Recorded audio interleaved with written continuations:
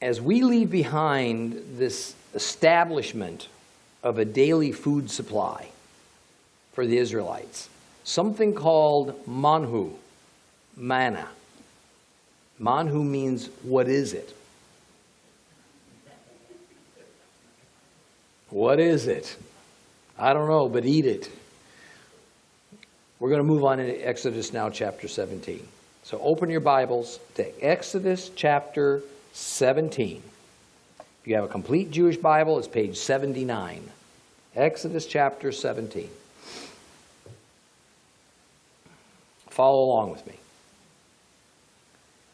The whole community of the people of Israel left the Sin desert, traveling in stages as Adonai had ordered, and camped at Rephidim. But there was no water for the people to drink. The people quarreled with Moshe, demanding, "Give us water to drink." But Moshe replied, "Why pick a fight with me?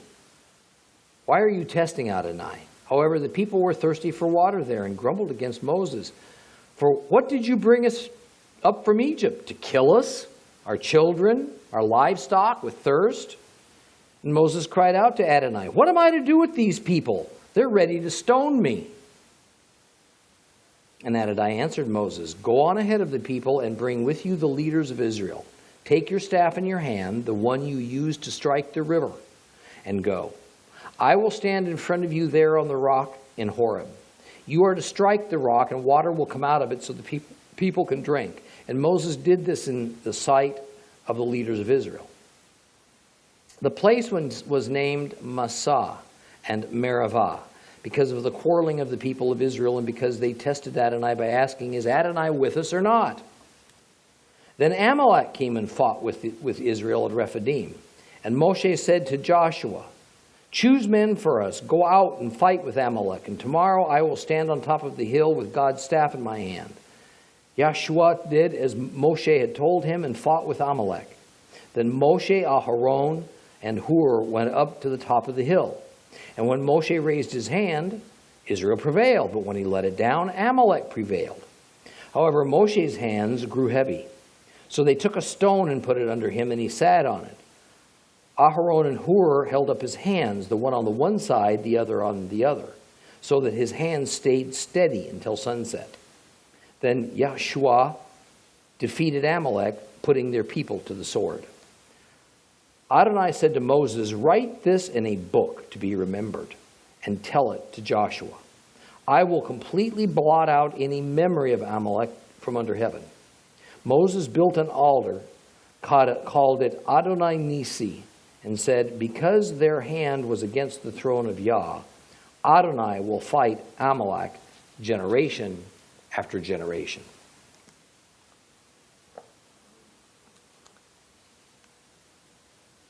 As the 17th chapter of Exodus opens, we have the Israelites leaving the Sin desert and moving on towards Mount Sinai, also known as Mount Horeb, also known as the mountain of God.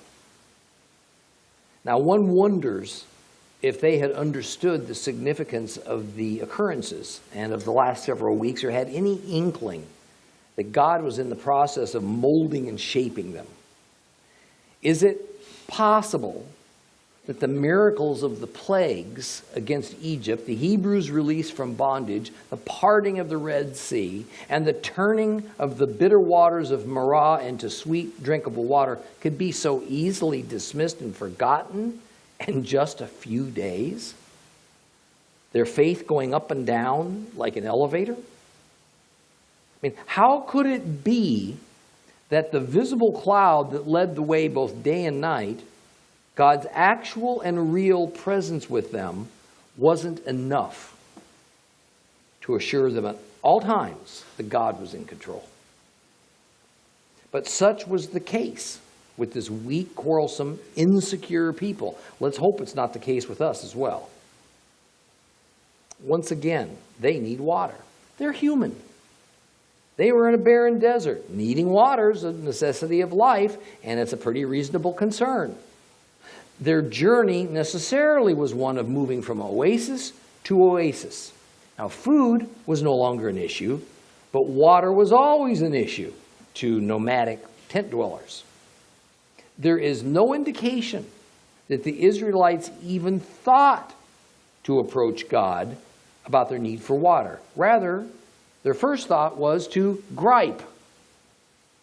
They worried, they doubted, they feared, and they blamed.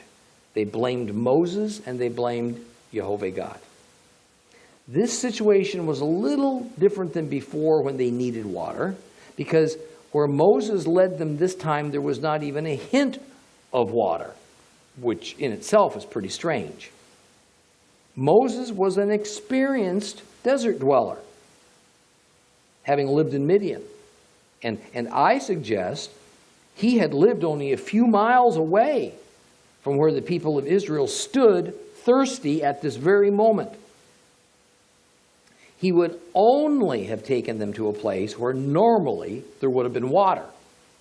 So probably we're dealing with some kind of an unusual drought condition on the Arabian Peninsula, and the water source that Moses expected to be present near a place called Rephidim was dried up. Now, naturally, this was indeed a potential disaster.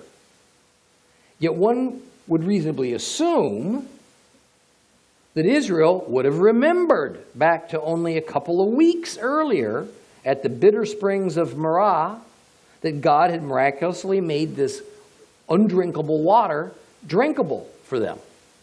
Apparently, they not only forgot about God's interest in sustaining their physical lives and their need for water, but they never grasped the significance and lesson contained within his solution. Let's revisit that Marah incident for just a moment. Back in chapter 15 of Exodus, we saw that Israel was grumbling and in need of water. And Moses brings them to a spring, to an oasis, that in its natural state had water, but it had a very bitter taste to it. But when some special unnamed wood, obviously something that was available locally, is immersed into that bitter water, at God's command, the water is cleaned of its bad taste, and it becomes useful to save their lives. I mean, this is such a beautiful picture of what Messiah was going to do for us 1,400 years into the future. Here we are, mankind, our corrupt natural state being full of bitterness. Bitterness in our Western way of thinking generally is an emotion, or it's an attitude, it's a mental state. It means that we're hanging on to our hurts and to our offenses. We've developed a sense that life is unfair to us. And as a result, we view the world around us cynically. I mean, we reject joy. But that typically is not what the Bible means by bitterness. Rather, scripturally, bitterness is the opposite of sweet, both in a real and in a poetic sense. Bitter means some unbearable pain, usually at the hands of another, suffered with no hope of escape. It's oppression. The root word for bitter, marah, is even associated with poison. The Jews of Nazi Germany were bitter, meaning they were in a hopeless state of oppression beyond their own control. That's what the Bible means by bitterness. Now, bitter, as a negative state of existence, is often used to describe the Israelite condition in Egypt. And bitter is also the usual condition of all mankind. We're unable to save ourselves. We're unable to change ourselves. We're unable to shuck off our bitter existence, even if we don't recognize it as bitterness. But now comes Christ, who is hung onto a piece of wood. His precious blood spilled all over it. And what miraculous qualities that wood, that cross, has. For when that divine wood, the cross, is immersed into our lives and our bitterness, our oppression, and all of that is taken away from us. Often when something is immersed into a liquid, the object takes on a different character. In point of fact, the Greek word baptismo, from which we get our English word baptize, means to immerse. And the word baptismo is a word that was borrowed from the cloth dyeing trade of the biblical era. That is, a natural cloth was baptismo into a vat of dye. And then the cloth would take on the characteristics of that which it was immersed into. And so it is with us, with those who are crucified with Yeshua. His wooden cross, immersed into our bitter lives, transforms our lives and makes them sweet and free from the oppression of the power of sin. This is the picture that is intended for us at the spring of Marah, out in the wilderness. Well, returning to chapter 17, and Israel's newest need for water, Moses reminded them that while they might think their grumbling is against him, it's really against God. And Moses wants to know, why would you test God? What's wrong with you people? Now remember our Hebrew lesson about this word test or prove or tempt, we see in some versions. And the Hebrew word used here is the same as we saw earlier, nacha. And it carries with it the sense of being hauled into a courtroom and being put before a judge. It brings to mind a trial proceeding. So what Moses accuses the people of doing is literally putting God on trial. They were putting themselves in the position of judging God. Yet once again, God's merciful. Rather than rebuking Moses or the people for their lack of faith, he simply provides for them.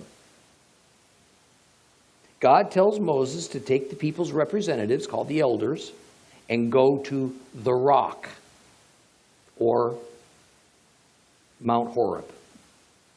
There, using the same staff that Moses used to part the Red Sea, to smite the water in Egypt, to turn it to blood, Moses was to strike that rock and water would just pour from it, enough for everybody. It's interesting that this is the second time that we have found found Moses being ordered to strike something with his staff, and it has to do with water. Always has to do with water. The first time was when he struck the Nile River.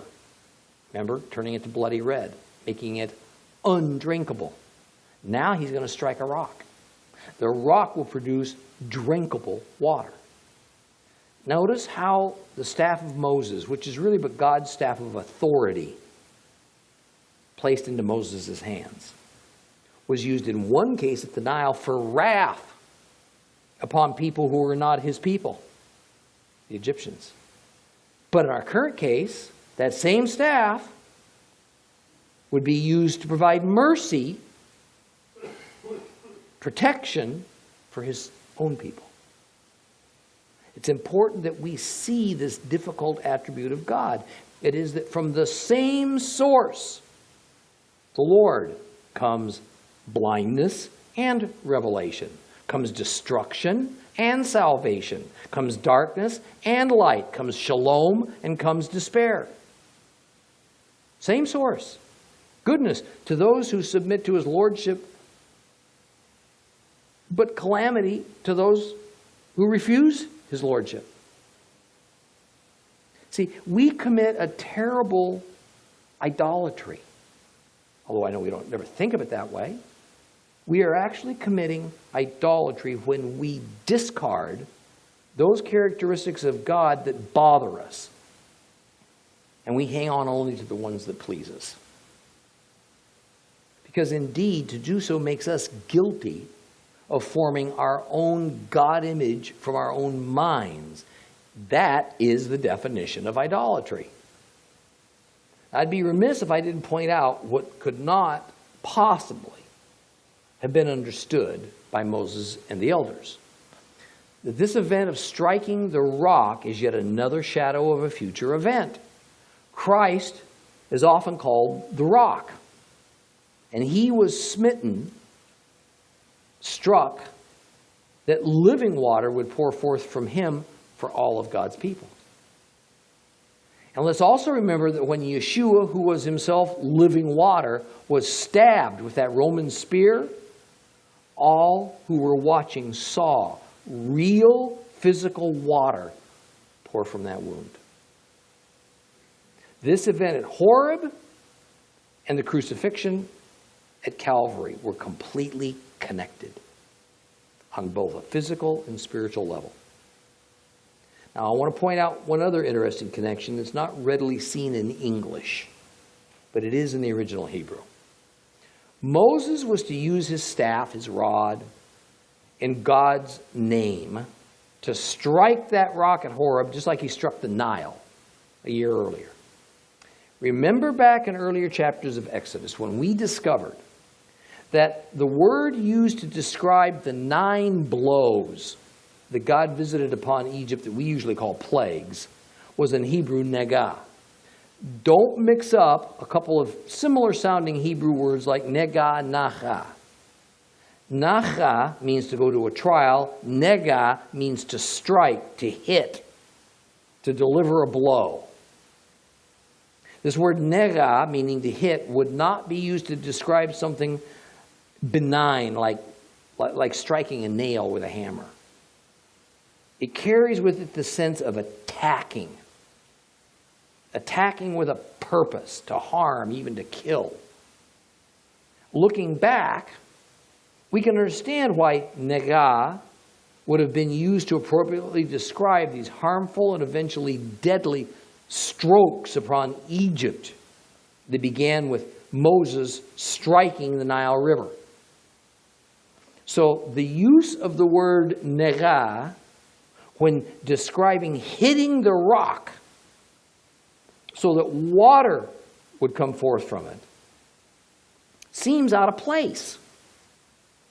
I mean, what would be the point of using a word like negah that has with it an aura of malice and violence in this setting where a rock is being struck so water will pour forth? Rabbis have mused for centuries on just why that word, negah, which portrays striking with a sense of harm, why would that be used with Moses bringing forth water for his people to drink? If it weren't for the connection with what would eventually happen to the true rock, our rock, Yeshua, when he was struck with malice and with violence, the use of that Hebrew word here at Mount Horeb would then be out of place. But now we see the connection. We're told in verse 7 that the place where the Israelites grumbled about needing water was named Massah and Merivah, usually translated as testing and quarreling. I think a better translation of Massah than testing would be tempting. And by the way, notice that this is not the same word as used earlier when Moses accused the people of putting God on trial. That word was nacha, while the name of the place is Massah, an M. Why is the word tempting, then, so appropriate here? Because these people who have followed this cloud of glory for 2 months, they now slap God in the face by asking at the end of verse 7, well, is God with us or not? Suddenly in verse 8, scene changes. And the people become engaged in their first battle with a hostile neighbor. Now this, of course, was the very thing that God had arranged for Israel to avoid in their first days of their exodus by insisting that they take the desert wilderness route rather than taking the direct route to Canaan that uses a major highway between Egypt and Canaan called the way of the Philistines. For whatever reason, this battle with Amalek was a battle God wanted Israel to fight. It is a group of people called Amalek. that attacked Israel. We're going to find out later in Deuteronomy 25 that Amalek actually attacked the rear of this long column of Israel, which consisted primarily of the stragglers, the feeble, the weak, the sickly. And this is what made Amalek all the more horrendous. Because Amalek in no way threatened, Israel in no way threatened Amalek. But it's not surprising at all that it would be Amalek as the first to make an attack upon Israel. Because the Amalekites were the descendants of Esau. So while Amalek was related to Israel because of the split between the twin brothers, Jacob and Esau, they were also enemies. Remember how Jacob connived to get that firstborn blessing and all the wealth and power that went with it away from his twin brother, Esau. And then later, Jacob became called Israel, and he produced the 12 tribes of Israel. In verse 9, Moses instructs Joshua, who would eventually become the leader of Israel after Moses' death, to select some men who would go fight Amalek and then lead them in battle. As for Moses, he would stand on a hill above the battlefield, probably with his staff in hand. And along with him up on the hill would go his brother Aaron and a man named Hur. Now we can understand why Aaron, Moses' prophet, would accompany him. But who is this Hur fellow? Well, we find him mentioned again in Exodus 24:14. He seems to be Aaron's assistant, although in the genealogies he does not appear to be a blood relative of Aaron's. Talmudic tradition is that Hur was Miriam's husband. Of course, Miriam was Moses and Aaron's sister. Well, the battle begins. Joshua's down in the valley leading his men, Moses, Aaron, and Hur up on the hilltop observing Moses raising up his hands. And it's usually presumed that he was holding a staff in his hand. That's not what the scriptures say. The presumption that he held his staff in his hand comes from the name of the victory altar that was built to commemorate this battle, because the altar's name, Yehovah Nisi, implies that a banner or an insignia of some other kind of device that symbolized Israel was used by Moses. And verse 11 says that a very strange thing occurred. As long as Moses held his staff in the air towards the heavens, the battle tilted in Israel's favor. But as soon as he put his arm holding the staff down for a rest, the battle swung towards Amalek. So Aaron and Hur had Moses sit on a stone, then one man on each side. They would prop up Moses' arms so that the staff would not have to be lowered as Moses' arms grew tired, not even for a momentary rest. Well, this battle went on and on, battles in that day did, until sunset. So Joshua's men defeated Amalek. Now here's a couple of items of interest. First of all, let's talk a little about Joshua. Joshua was of the tribe of Ephraim. Hopefully you will recall the last 3 chapters of Genesis, where the importance of the tribe of Ephraim was discussed. In fact, to understand, hear me on this, because I know we have plenty of people here that like prophecy in the end times information. For you to understand the end times, and even the book of Revelation, you really need to study Ephraim, about Ephraim, the tribe of Ephraim. This is a key that unlocks the door to many biblical mysteries. Now, technically, at the time of this battle with Amalek, Joshua wasn't yet called Joshua.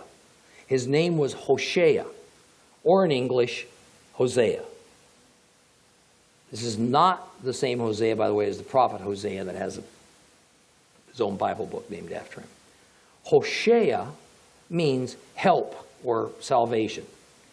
Now, sometime following this battle, Hoshea's name was changed. And we've seen this name changing happen before, haven't we? Abraham started out as just Avram, meaning father of many. Later, God said, you will now be Avraham, meaning exalted father. Later on yet, we saw Jacob, Yaakov's name changed to Israel. Now Hoshea is going to have his name changed to Joshua. Now these two names, Joshua and Hoshea, are related, but we really can't see it until they're presented in their original Hebrew. Joshua is in Hebrew Yehoshua, Yehoshua, which means Yah saves, or better, God saves, or better yet, and most accurately, Yehovah saves. And most accurately in Hebrew, Hoshea is really pronounced Hoshua or Oshea. So after the battle with Amalek, Hoshua, Hosea, has the word Yah added as a prefix to his name, so now it becomes Yah-Hashua. Yah-Hashua. So it's easy to see after this strange battle where Moses has to hold his staff up high in order to God in order for Israel to beat Amalek, that the leader and victor of this momentous battle would have his name changed to a name that reflected what happened that day when God saved Israel from Amalek. Now one more thing and we'll move on. Yehoshua in Hebrew is simply longhand for a name we've already all become familiar with. Yeshua. Jesus Christ. Yep. In our modern vocabulary, Joshua is the name Christ was born with. And in Hebrew, Joshua is Yeshua. Our Lord had the same name that this man did who won the battle against Amalek. Here again, we have an Old Testament connection to the New. Joshua, friend of Moses, physically saves Israel through God's power. Joshua, Yeshua, Jesus Christ, spiritually saves Israel and all who would be joined to Israel through God's power. In both cases, this was an act of God doing the saving. And I want to assure you these connections are real, they're not contrived, and they're there for us to see these connections. Unfortunately, oftentimes the connection is invisible until it's presented in its original Hebrew. Now, at the end of chapter 17, we get this bone-chilling instruction from God. He's going to completely blot out the memory of the people of Amalek, we're told, from under heaven. He's going to fight Amalek generation after generation. Why? Why is this ultimate condemnation from God upon the people of Amalek? Well, Amalek was not only real and tangible, being exactly as they're reported, doing as exactly as reported as well, but they're also a type. Amalek was Gentiles. And so they represent those Gentiles who come against Israel, who hate Israel. Amalek were the first people to attack Israel after their redemption from Egypt. Israel's redeemed, and now Amalek's the first people to attack them as a redeemed people.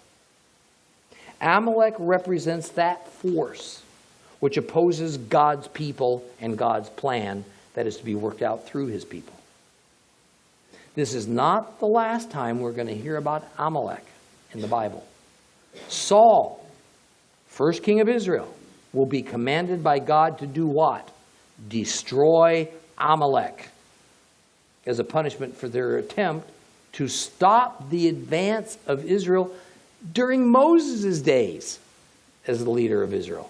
And by the way, Saul never accomplished that. Several centuries later, the evil Haman, thank you very much, the evil Haman of Esther fame, all right. Of Esther fame, is said to have been a descendant of Amalek. Many Arabs today, many, are from the tribe of Amalek, which is the tribe of Esau. The Jordanians, for instance, are a people whose ancestors are a mix of Ishmael and Esau. Moses, we're told, then built an altar. Now, this was a typical action of people in that day in reaction to a very important event. This altar was a monument, it was a marker to commemorate the battle of Israel and God against Amalek. The altar was named Yehovah Nisi. Yehovah, God's name, is my banner. Now, as we end this chapter, I'm going to mention something briefly about Moses' staff and it being referred to as a banner. There is a critical God principle being set up here, and it's this. This is not at all allegory. When we turn over our staff, and we all have one, when we loosen our grip for our own authority and we turn it over to God, it becomes God's staff in His hands. Understand that in ancient times, a staff, sometimes referred to as a rod, other times as a scepter, particularly if it involves a king, is a symbol, it's a representation of authority. Moses' staff, in human terms, was a symbol of Moses' authority. When he raised his staff to heaven, the Bible calls that raising a banner. It is symbolic of Moses turning his authority over to God, whereby God does something miraculous. The staff of Moses becomes the staff of God. This is the secret to the believer's life. This is the secret to it. And as long as we cling to our own personal authority and own lordship over our lives, then we're simply not usable by God. We're just not. And there is no power in our own authority. The strongest, most powerful, most brilliant, most wealthy of us ultimately have only our own personal natural human abilities to count on. And they can be considerable. But turn that authority over to God, and He will fit it with His power. Moses' staff under Moses' authority was just a piece of dead wood, even though it seemed to him like an indispensable tool of his trade as a shepherd. It was a necessary symbol of his authority over Israel. But at that same staff, placed under God's authority, it could turn the Nile River to blood. It could part the Red Sea. It could defeat an enemy in battle. This principle is often expressed in the modern evangelical Christian community as yielding or surrendering to God. We see that principle being developed right here in Exodus, in the Torah, with Moses. Let's move on to Exodus chapter 18. Exodus chapter 18. Turn your Bibles to Exodus 18. You have a complete Jewish Bible, turn the page. Page 80. Now, Jethro, the priest of Midian, Moshe's father-in-law, heard about all that God had done for Moses and for Israel, his people, how Adonai had brought Israel out of Egypt. And after Moses had sent away his wife Zipporah and her two sons, Yitro, Moshe's father-in-law, had taken them back. The name of the one son was Gershom, for Moses had said, I have been a foreigner in the foreign land. The name of the other was Eleazar, because the God of my father helped me by rescuing me from Pharaoh's sword. Jethro, Moses' father-in-law, brought Moses' son and his wife to him in the desert where he was encamped at the mountain of God. And he sent word to Moses, I, your father-in-law, Yitro, I'm coming to you with your wife and her two sons. Moses went out to meet his father-in-law, and he prostrated himself, and he kissed him. And then after inquiring of each other's welfare, they entered the tent.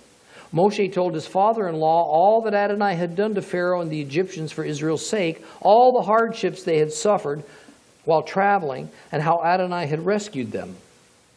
Jethro rejoiced over all the good that Adonai had done for Israel by rescuing them from the Egyptians. And Jethro said, Blessed be Adonai, who has rescued you from the Egyptians and from Pharaoh, who has rescued the people from the harsh hand of the Egyptians. Now I know that Adonai is greater than all other gods, because he rescued those who were treated so arrogantly. Yitro, Moshe's father-in-law, brought a burnt offering and sacrifices to God, and Aaron came with all the leaders of Israel to share the meal before God with Moshe's father-in-law. Now the following day Moshe sat to settle disputes for the people, while the people stood around Moshe from morning till evening.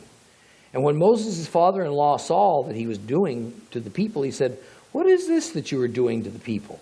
Why do you sit there alone, with all the people standing around you from morning until evening? Moses answered his father-in-law, It's because the people come to me seeking God's guidance. And whenever they have a dispute, it comes to me. I judge between one person and another. I explain to them God's laws and his teachings. And Moses' father-in-law said to him, But what you're doing isn't good.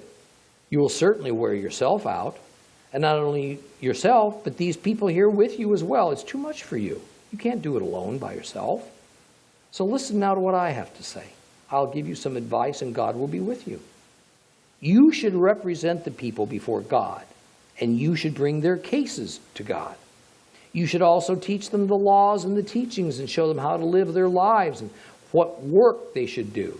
But you should choose from among all the people competent men who are God-fearing, honest, incorruptible, to be their leaders in charge of thousands, hundreds, fifties, and tens. Now, normally, they will settle the people's disputes. They should bring you the difficult cases, but ordinary matters, they should decide themselves.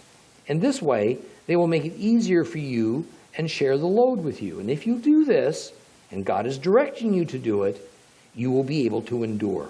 And all these people, too, will arrive at their destination peacefully.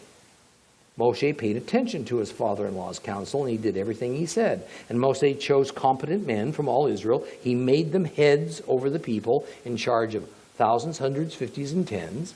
And as a general rule, they settled the people's disputes. The difficult cases they brought to Moshe, but every simple matter they decided themselves. Then Moshe let his father-in-law leave, and he went off to his own country.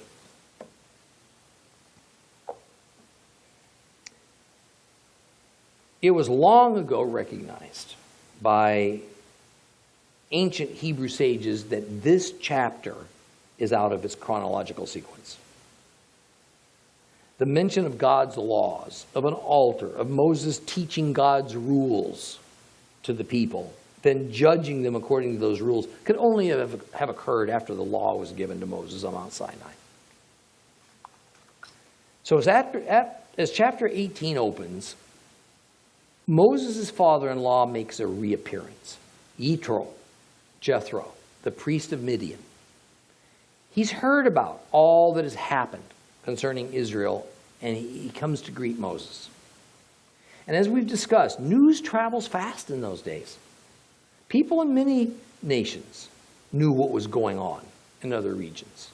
And you can bet that there were many regions and nations that were holding their collective breath, wondering just where this 3 million strong horde was going to land. Now, this is another of the many chapters of Exodus that, for reasons unknown to me, but I have my suspicions, the Bible translators consistently choose to use the word God or Lord whenever the Hebrew word Yehovah appeared.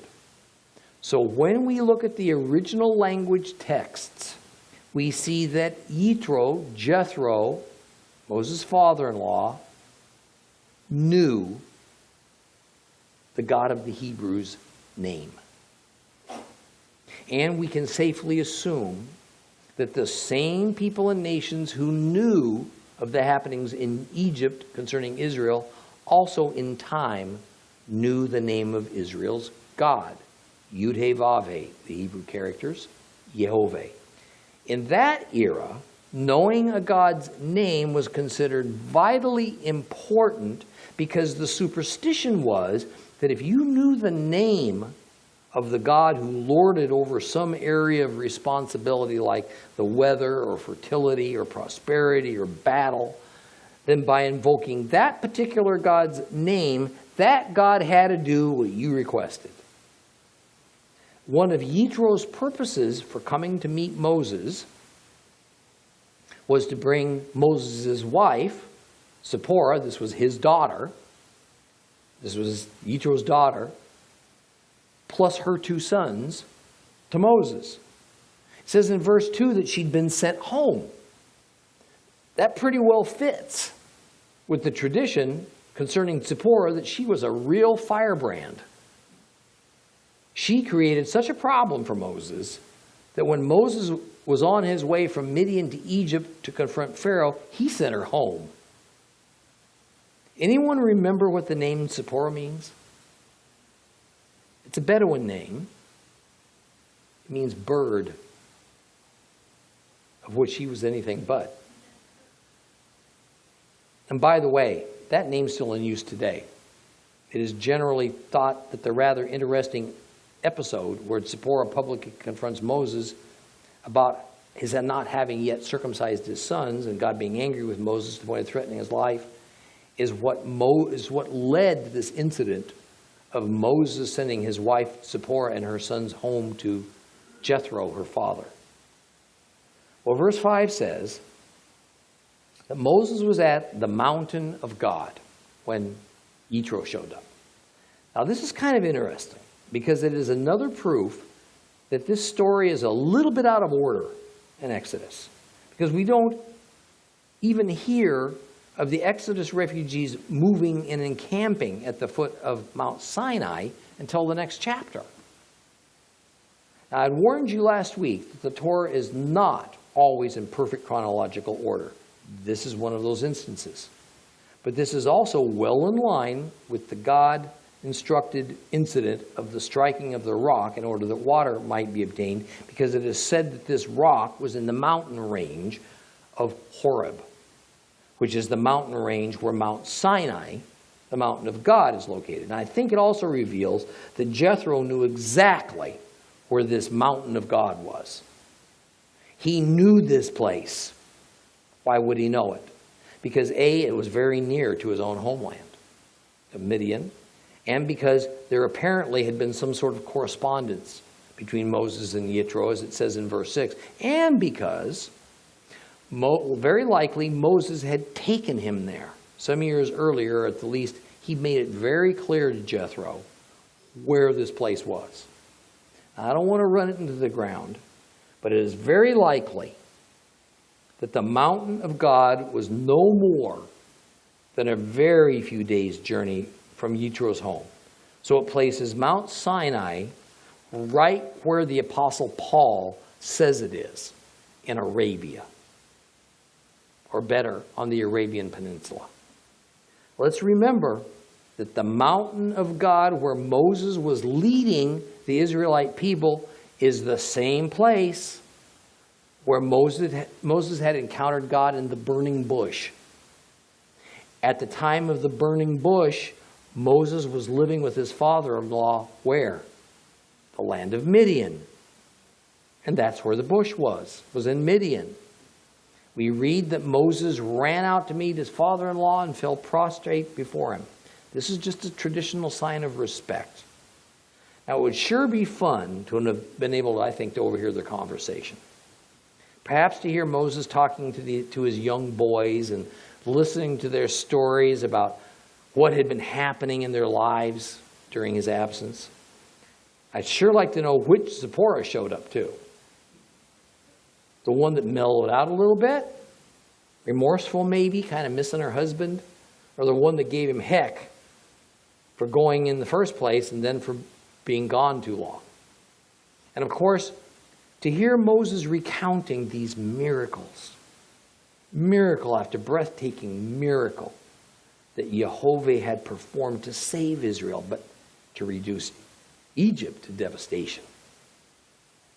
Then undoubtedly relating to Jethro the unending problems of dealing with this enormous population of never satisfied, ungrateful people who never missed an opportunity to tell Moses just what he was doing wrong. In verses 9 through 12, many scholars think we have a recounting of a Gentile conversion to the religion of the Hebrews. Yes, Yitro was a Gentile. He was not an Israelite. And although he is called a priest, he was not a priest of Jehovah, but of some other religion, some other system of gods. We just don't have to assume that because the only priestly tribe of Israel was the Levites,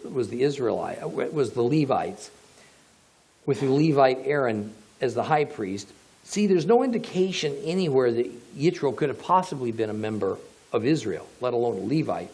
So in order to offer a sacrifice on Israel's altar, he would have had to have confessed loyalty to Israel and to the God of Israel. We get a very important glimpse into the minds of the people of that era because Jethro, speaks of the stories he's heard concerning the power of this Hebrew God. And it got confirmed. All these stories got confirmed by Moses. And in verse 11, Yitro makes the confession that this Jehovah must be greater than all other gods. He follows that up with making a sacrifice to Jehovah in the presence of Moses and Aaron and all the elders of Israel, and then it's all finished up with a meal. This was the standard way of making a covenant, a berit in Hebrew. Back in Genesis, we discussed at length how covenants were made. And we see here that what Yitro did was to make a covenant before God, probably declaring his allegiance to Jehovah, therefore to Israel. So did he, therefore, this is our question, renounce his other gods that he'd been worshiping, gods that he was a priest for? Did he now adhere to a monotheistic ideal, there only being one God? Probably not. He simply acknowledged that Jehovah was the God of the Hebrews and that he was the El, the chief God, which would have set just fine with Israel. Because in general, that's how they viewed Jehovah as well. Just the greatest God among all the many gods. Now I want to point out something else for you that's going to become more apparent after we finish Exodus, and you'll find it in the book of Leviticus. Verse 12, almost universally in English translation, says that Jethro brought a burnt offering and sacrifices for God. What it says in the original language is that Yitro brought an olah and a zeva for Jehovah. The olah is a very specific kind of sacrifice, as is the zeva. And of course, we see that Jethro didn't bring those two exclusively Hebrew sacrifices, each with their own special meaning, to any old god in general, which sacrifices, by the way, were only ordained in the law given at Mount Sinai. These sacrifices were, of course, just as it says in Hebrew, intended for the God named Jehovah. We're going to stop here and pick up the remainder of chapter 18 next time.